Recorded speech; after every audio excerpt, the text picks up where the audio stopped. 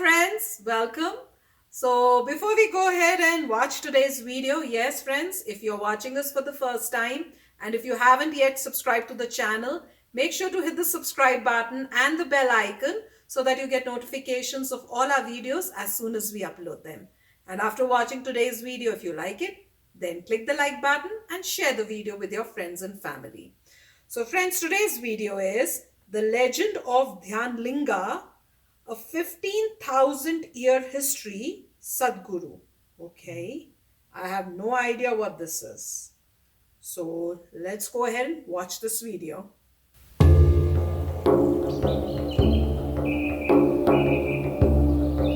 Many thousand years ago, there was a yogi whose name was SUNIRA. We believe SUNIRA was just the next generation after Saptarishis. He lived and worked in the mountains which are presently in Nepal, and he took on an impossible project.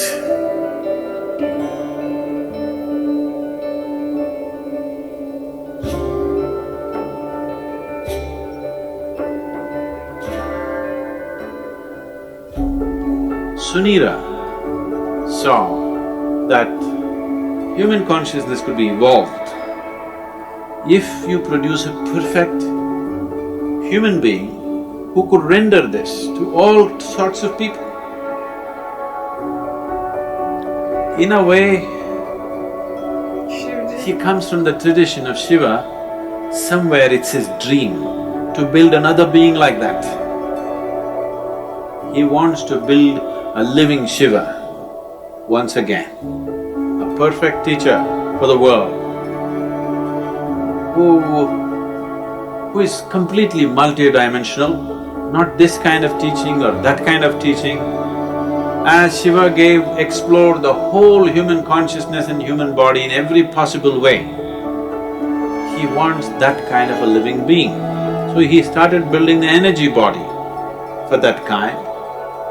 And then he believed that he could build a physical body on top of that and let him loose in the world with a lifespan of a few hundred or thousand years, so that he will transform the whole world by the time his time is done.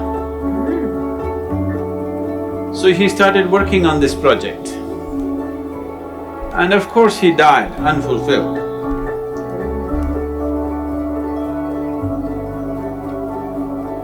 So here and there, down these 40,000 years, many ambitious yogis picked up the same project that SUNIRA had left and tried to reconstruct this energy body of a perfect teacher who can transform human consciousness.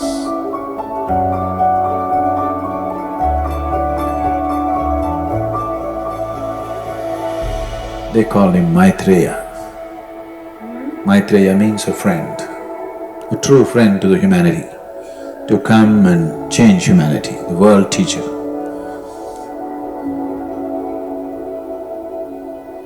Generation after generation, many yogis tried to continue to work on the same half-made project of SUNIRA. It's always been in the yogic lore, but in the last century, it came to the surface.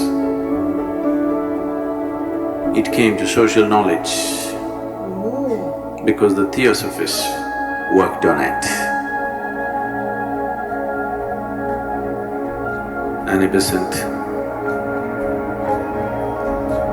Ladbita and Madam whatever her name, I can never pronounce. Go on in. Blavatsky. All three of them took this project up. They said, we are going to make it. They amassed a vast amount of occult knowledge, probably for the first time the last few hundred years. And definitely for the first time, not in a traditional way but in a modern way, they took up this project.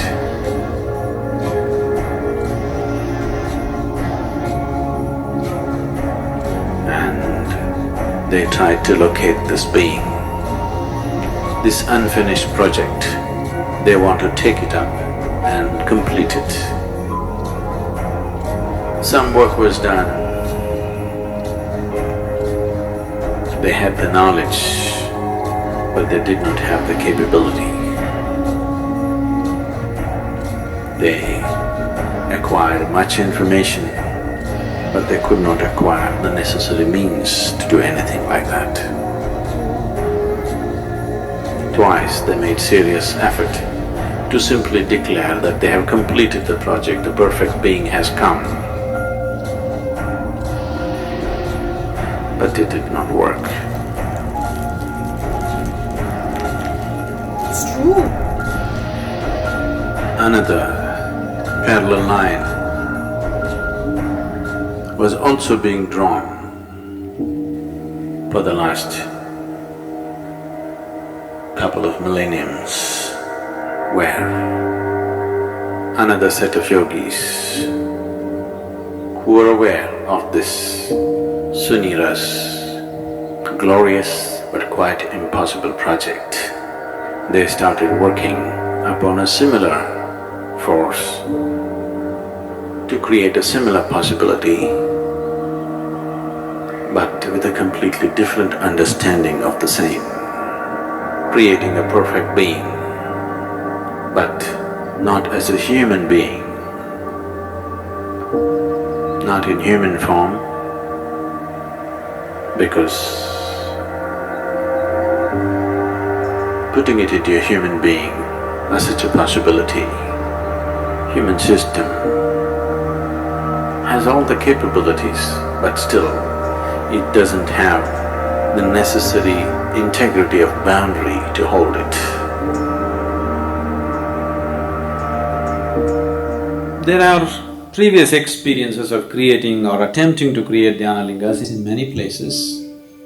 Any number of projects have started in the last 2000, 3000 years and they've been abandoned halfway because of some problem or the other.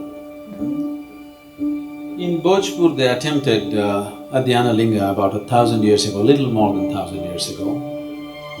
This was supported by a local king, so it was hugely funded and they built a magnificent temple which is half done and the rest of the plans they drew it on the stone, because there were no drawing boards. They flattened up a rock and they made an elaborate plan of the temple in all detail, the architectural thing on the stone. They had a grand plan, a beautiful setting and everything. But half completed it stopped because of certain things. The lingam itself, they worked on it for more than 3 years. They had 14 people working on it, one yogi who started this whole process.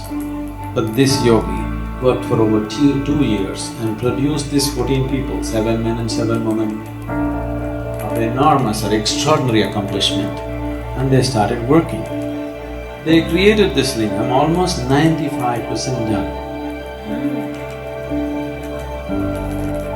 But at that time an invasion happened. What happened? Invasion.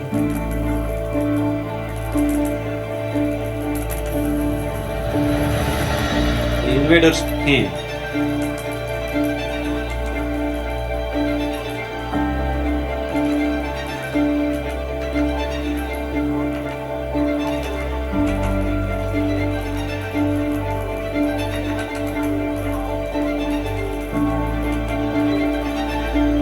When they are meditating and they just came Found these inside. people in certain states which whatever looked freakish for them. And they attacked.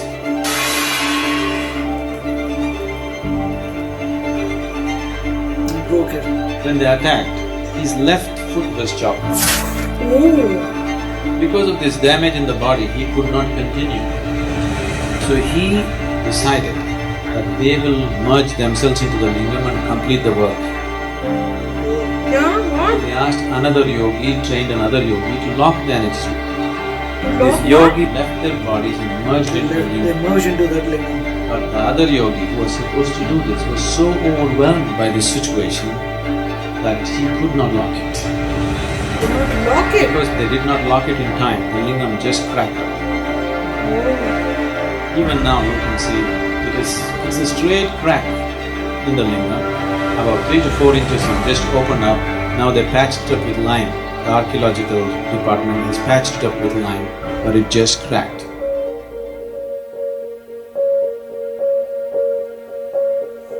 Building such structures has been the want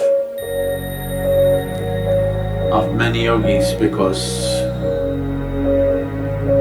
creating tools for enlightenment, not just as teachings, not just as practices that one can do, but living tools that people can walk through, living tools by which people can be impacted towards that process, has always been the great desire of the yogis.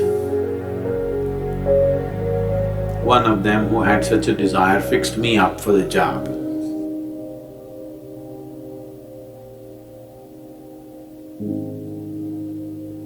My physical proximity with him was just for a few minutes. Proximity with whom? It is in these He met. few moments that this fabulous crafty man enslaved me for his project.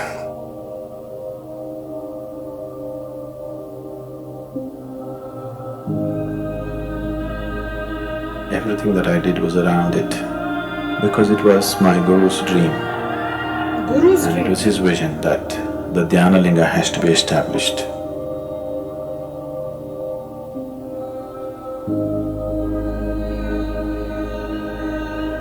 This is my Guru's will and grace.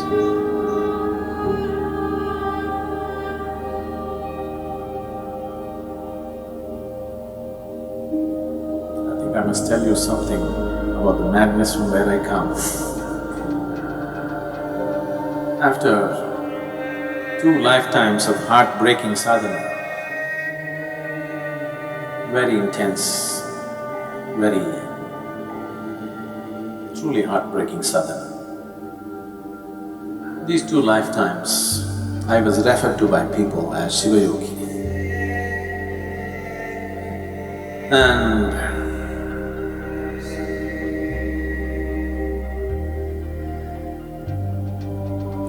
when it was needed, when my Guru appeared,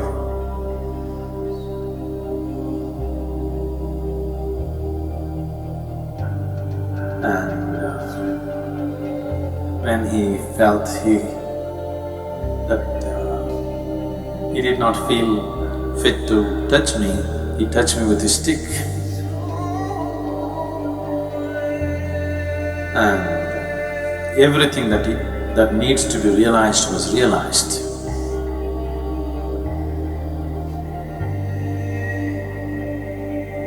I was at the very peak of anything can be.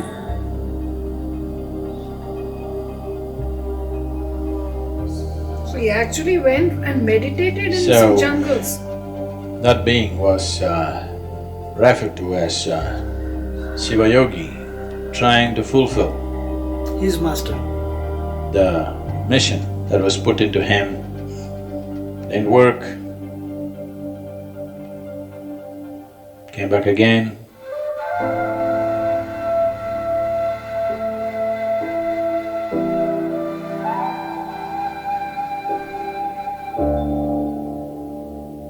Sadhguru Sri Brahma tried very hard, almost successful, but couldn't fix the goodwill in the society because The intensity of who he is could not be understood in the social circumstances. He couldn't fulfill that. He prepared a few people and then went up the mountain. He was checking himself. Why has he failed? He's got everything. Why is it didn't happen? He knew it's not that he lacks the competence, it's just that he did not garner the social support that was needed. So he went up the mountain for the last time.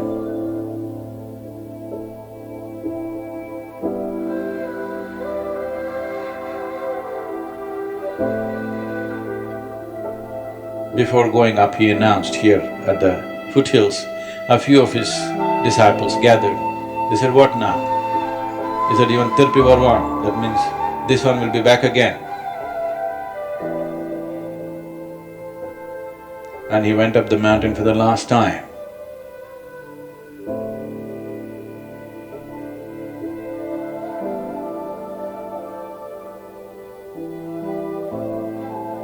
And he did a rare thing. He left his body through all his 7 chakras at the same time. He's just checking himself. He knows it's not so, but still the first blame should be on you when something doesn't work. So he's checking in case I'm not good, but I'm not good enough. So he left his body through all his 7 chakras. This phenomenal energy, this very distinct energy which is nowhere else, you can experience on the 7th hill.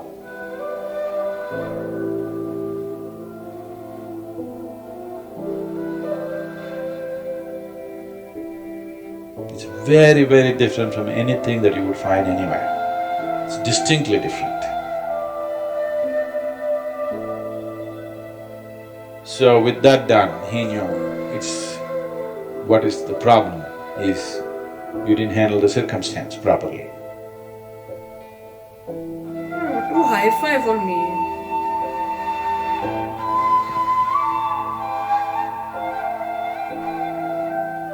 This round when we came, we planned everything to a point where we decided a few people that I need, where they are born, in which room, how. Everything was planned, it went accordingly.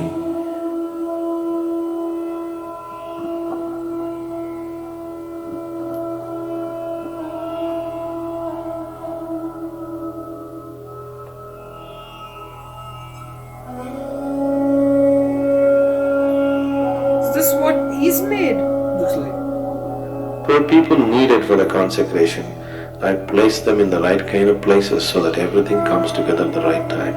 In spite of that, took it 18 years of preparation in this life to put it together, to put the people together, to remind them of their past, to get them there. No, this is too fairy tale-ish for you, but this is something that's a living reality for us.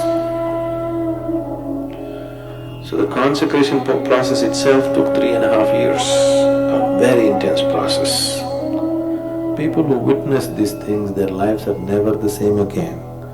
Things that they had not imagined in their wildest dreams, they witnessed, they still can't believe that it actually happened in their presence.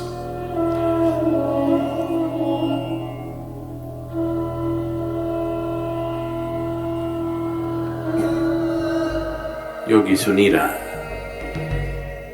he worked through his lifetime, and towards the end of his life, when this dream of creating a perfect being remained unfulfilled,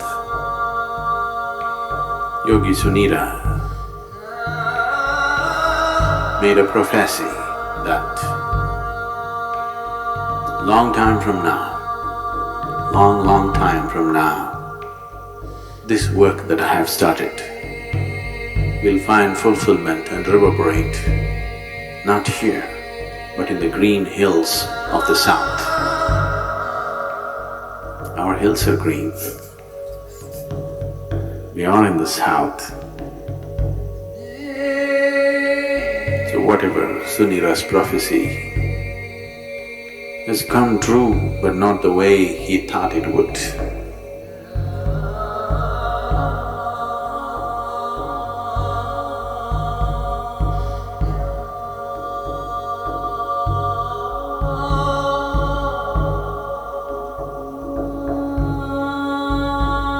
Dhyanalinga is like a living guru.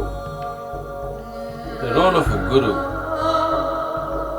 in a spiritual seeker's life is not just about giving teachings and guidances. The most fundamental thing why a spiritual seeker seeks a guru is because a guru can ignite his energies into a different dimension. That aspect of Guru's role in a spiritual seeker's life is very well fulfilled by the Dhyanalinga. Once a person is in the sphere of Dhyanalinga, he cannot escape the sowing of the spiritual seed of liberation within himself.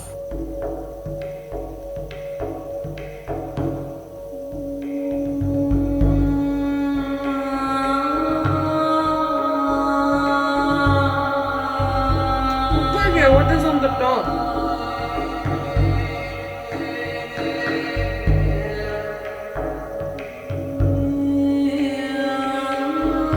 Dhyanalinga is what? Shivling? Yeah.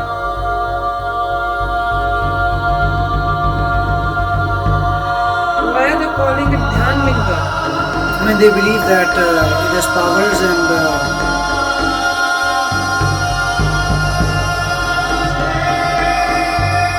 it is a perfect person. So, very nice video. I think it was made and presented very nicely. That's the first thing I would say, made and presented very nicely. And the I mean, any student of Bhagavad Gita would say that even Bhagavad Gita mentions at some point that you can reach God directly. You don't really need a guru or someone to reach God. You can reach God directly, and when you're ready, God will show you the path. So, although it is a thought process that many gurus say that you need a guru to reach God, but I don't believe in that. My belief is straight per what the Bhagavad Gita says itself, that you can reach me directly, and even a book can generate that kind of a thought process in you, or as we say, the consciousness to that one time we were connected with God. So even Bhagavad Gita, and if any, at least the version that I read, I have said many times, was written by Srila Prabhupada in 1971 or 72. Yeah, someone And, was especially had written in a comment to tell which exactly the book is. But I somehow misplaced the comment and I can't find it. I wanted to reply. So I hope you are also watching. So as he told you just now, that's the book that he was talking Right. about. So in 1972, I believe the original version that Srila Prabhupada had written, the original version that he wrote, which he used to recite every day, that is the one that I read. And after that, many changes were made. Many of them I don't agree with. Therefore, I read the one that he wrote. And because he was an Indian, so what he writes, what he wrote, you will understand better, right? It may be difficult for Westerners. Many people say that they have changed the book to make it easier for, I would say, others, but the original version was clear, crystal clear enough, and after that some changes were made which I don't agree with. So I would say that if you just read Bhagavad Gita, then you will see that you can reach God directly. There is no requirement of a guru or something, and when you are ready, God will show you the path. So that is my belief. And the any time anyone says something that is egocentric, in the sense that I did this or I wanted this, that itself defeats the purpose. Because the moment you go with I wanted to do this and wanted to do that, then that I believe is ego centric, and then that is not the purpose. The purpose was to refine yourself and not go into creating some super beings or something. It was to refine yourself and help others. So I would say that, people like Mother Teresa probably did a better job where they dedicated their life on doing good karma. Many of us feel happy that, hey, I don't do any bad karma. That is nice, but I believe that people who do good karma are definitely on the right path, and they probably already know it. They already know that. That's the reason they do good karma, about the happiness that they get, and they get the internal feeling. And when people meditate, uh, and if you meditate more, then obviously your sophistication improves, and then you feel a greater connectivity with God. I mean, those who do not meditate, they will probably not understand what I'm saying. But if you do meditate, and it's not about the duration of the meditation, it is about the quality of meditation. So many people say, every day I meditate. Okay, I mean, it's not really about duration, but about the quality of meditation. Even if somebody does less meditation, but the quality is great, I think they are reaching towards their goal. And every time you'll get the same feeling that everyone is connected, and the only thing that you are allowed to do is do good, and you are nothing but a servant of God, and you do good, and you don't need any third party to reach God. He will never make such a difficult process, right? If God loves you, then he directly is going to show you the path, and you can directly reach it. So that is my thoughts on it. But either way, the video was good, and many people who felt that they have the powers wanted to make a great being according to this video, and they felt that you cannot make a being, you can only make a Shivalinga. So that was created, and that Shivalinga is power. That's fine. I mean, I would say that even Bhagavad Gita for me has that kind of power. You keep Bhagavad Gita in front of me, I will have enough power about that. I'm sure there are many other things that can be done. It is where you feel that you are spiritually connected to God. Some people definitely have to go to temple to feel connected to God. Others can feel it any time. I mean, God is everywhere. It's not just and we saw one video, very nice video also, which spoke about these mandirs and other things, temples. So the point was, God is everywhere. You don't have to go somewhere to reach God. God is everywhere, and if you think about it, you can experience him anywhere. So yes, friends, we hope you enjoyed watching this video with us. We'll take your leave, and we'll come back again in another video very soon. Till then, take care and bye-bye. Oh, and if you're new to my channel, don't forget to hit that subscribe button and hit the bell icon so it notifies you when I put in my new video for you to enjoy. Bye!